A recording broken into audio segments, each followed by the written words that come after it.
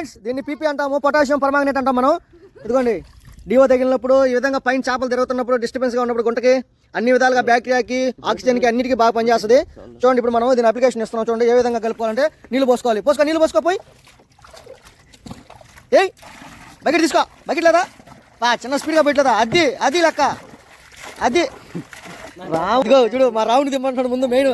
అది ఏయ్ ఈ విధంగా నీళ్లు పోసుకొని కొడతాం. చూడండి, ఎదుగో పైన తిరుగుతుంది చేప.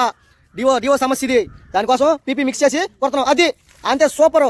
అది ఇటు ఇటు ఇటు వెనకాల, మొత్తం వెనకమాల.